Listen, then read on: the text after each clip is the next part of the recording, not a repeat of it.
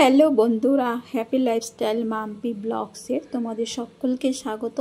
তোমরা কেমন আছো? আশা করি তোমরা ভালো আছো। তোমাদের আশীর্বাদে আমিও ভালো লাগছি। আজকের ব্লগটা এখন বাজে রাত্রি 10টা থেকে আমি শুরু করছি।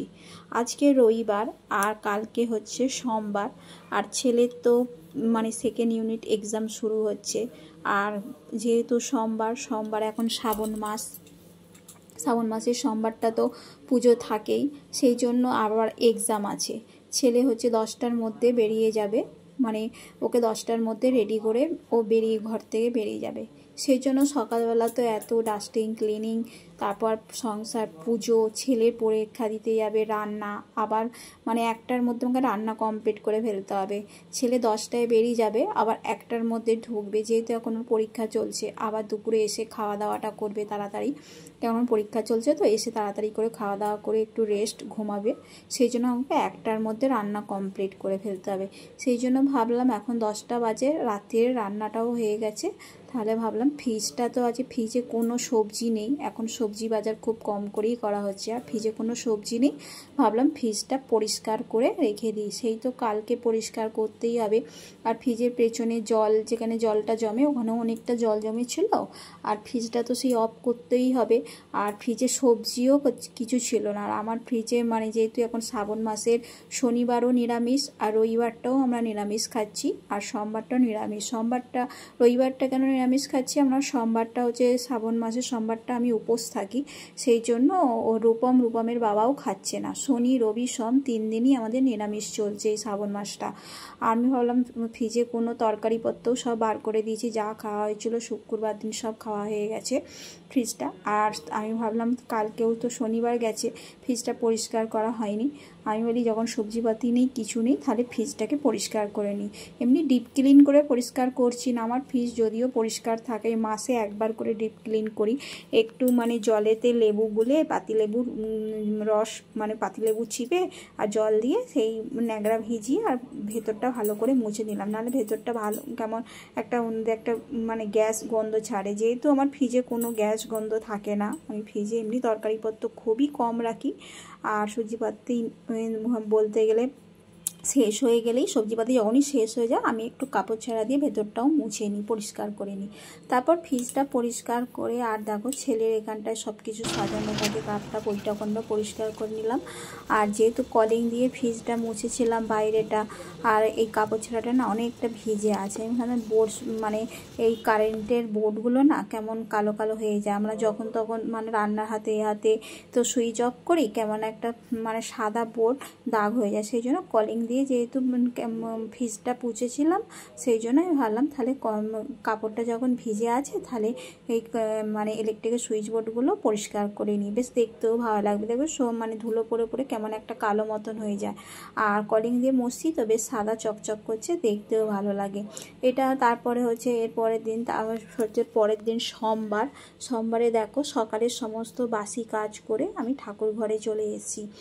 বাসি কাজ করে ছেলেকে পাঠিয়ে দিই, ছেলে বেরিয়ে গেছে এক্সাম দিতে। আর এক্সাম চলাকালীন আমি পুজোটা সকালেই দেওয়ার চেষ্টা করি, কিন্তু যেহেতু আজকে শ্রাবণ মাসের সোমবার, পুজোটা দিতে আমার অনেকটাই দেরি হবে। আর রূপম 10টার মধ্যে বেরোবে, ওকে তো রান্না করে দিই। রান্না বলতে কি, আজকে সোমবার সেদ্ধ ভাত, আলু সেদ্ধ ভাত ঘি দিয়ে খেয়ে গেছে। কিন্তু 10টার মধ্যে আমি যদিও 8টার মধ্যে পুজো করতে ঢুকি, সেই 1 ঘন্টা লাগবে। সেই জন্য ভাবলাম রূপম বেরিয়ে গেছে, তারপরেই পুজোটা করতে ঢুকেছি। তারপর কালকে তবু ঠাকুরের বাসনগুলো মেজে পরিষ্কার করে রেখেছি, আবার এই পুজোটা দিয়ে মন্দিরে যাব পুজো দিতে। সেই জন্যই ভাবলাম রূপম বেরিয়ে যাক, তারপরেই আজকে পুজোটা করব। আর পরীক্ষা চলাকালীন আমি পুজোটা আগেই দিয়ে দেওয়ার চেষ্টা করি, যে ছেলে একটা শুভ কাজে যাচ্ছে, ঘরে যদি ঠাকুরটাকে পুজো দিয়ে দিই, বেশ দেখতেও ভালো লাগে, আমার মনটাও যেন ভালো লাগছে। ভগবান সব কিছুই ওকে মাথায় আশীর্বাদ থাকবে, যে ঘরে একটা পুজো দেওয়া হয়ে গেছে, ঘরের মন্দিরেও প্রণাম সেরে যাবে। সেই জন্য আমি পুজোটা পরীক্ষা চলাকালীন দিয়ে দিই। কিন্তু আজকে আর হলো না, কেন আজকেই পুজোটা দিয়ে আবার ভাত রান্না করতে হবে, আবার পুজোটা দিয়ে আমি সগড়ি ছোবো, আবার চান করতে হবে, আবার মন্দিরে যাব। সেই জন্য ছেলেকে আগে রেডি করে পাঠিয়ে দিলাম, ওর বাবাও বেরিয়ে গেছে। আর তারপরে আমি এখন পুজোটা করছি। পুজোটা করে আবার মন্দিরে যাব। কেন বিকেলের দিকে এখন ঝড় জল হচ্ছে, তো প্রতিদিনই বৃষ্টি হচ্ছে, আর বিকেলের দিকে ঝড় জল হলে আগের সোমবারটায় আমি যেতে পারিনি, আর এটা হচ্ছে শ্রাবণ মাসের 3য় সোমবার। সেই জন্য ভাবছি মন্দিরে পুজোটা দিয়েই আর মানে এই আমার ঘরে পুজোটা দিয়েই মন্দিরে যাব পুজোটা দিতে, দিয়ে চলে আসব। নালে আমি প্রতি শ্রাবণ মাসের মানে এইগুলো সন্ধ্যাবেলায় গিয়ে মন্দিরে জল ঢেলে তারপর উপোস ভাঙি। সেই জন্য দেখো ঘরে পুজোটা করে নিচ্ছি। ঠাকুরকে ভালো করে দুধ গঙ্গা জল দিয়ে অভিষেক করিয়ে, কাঁচা দুধ দিয়ে অভিষেক করে মুছে ঠাকুরকে কেশর চন্দন দিয়ে একটা পইতে পরিয়ে দিলাম, দিয়ে এবার মালাটা পরিয়ে দিলাম।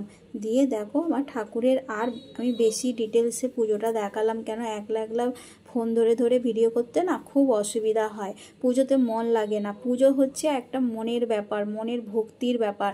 সেখানে ওই একটা হাতে ফোন নিয়ে আর পুজো দেখা মানে ওইটা করা যায় না, তখন পুজোতে মনটা আসে না। কেউ যদি ভিডিওটা করে দেয় ক্যামেরা ধরে, সেখানে তুমি নিজের ভক্তিটা মানে করলে সেটা তোমার আসে না, মানে যে ক্যামেরা করবে সে বুঝতে পারবে কোনটা ভালো হচ্ছে কোনটা এ হচ্ছে, কিন্তু নিজে ক্যামেরা এক হাতে ধরে এক হাতে পুজো, এটা কোনোদিনই সম্ভব না। দেখো পুজোটা দেওয়ার পর ঠাকুরের প্রসাদগুলো তুলে ঠাকুরের বাসনগুলো ধুয়ে মুছে গুছিয়ে পরিষ্কার করে আমি মন্দির থেকে পুজোটা দিয়েও চলে এসেছি। রূপম চলে এসছে, রূপমের বাবাও চলে এসছে।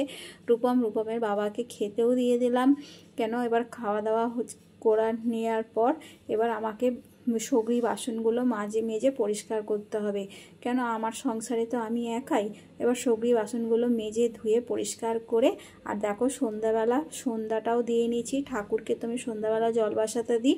আর অন্ধকার দেখছো কেন বলো তো, আমার লাইটটা না জ্বলছে না, হঠাৎ করে লাইটের সুইচ বোর্ডটা দেখছি কেমন খারাপ হয়ে গেছে। সেই জন্য মন্দিরের ভেতরে যে আলোটা আছে ওই আলোটা জ্বেলেই ঠাকুরকে আজকে সেবা দিলাম। আর আজকের দিনে লাইটটা একদম জ্বলছে না, লাইট কাটা থাকলে অন্য লাইট পরিয়ে দিলে ভালো হতো। আর সন্ধেবেলাও কিন্তু আমি ঠাকুরকে জল বসাতে দিই, আর ঘরের ঠাকুরকেই আবার একবার শিবলিঙ্গের মাথায় জল ঢেলে আর উপোসটা ভাঙলাম। আর দেখো আমার পুজো দেওয়া হয়ে গেছে। এরপরে এবার আর ঠাকুরকে 10 মিনিট খাবার দিয়ে তারপরে এসে থালা বাসনগুলো সব ঠাকুরের প্রসাদগুলো তুলে নেব। ঠাকুর ঘরটা পুরো ফুল টুলগুলো সব পরিষ্কার করে তুলে নিয়ে তারপর আমি ভোগ প্রসাদ খেয়ে উপোসটা ভঙ্গ করব। ভিডিওটি এই পর্যন্ত, ভালো লাগলে লাইক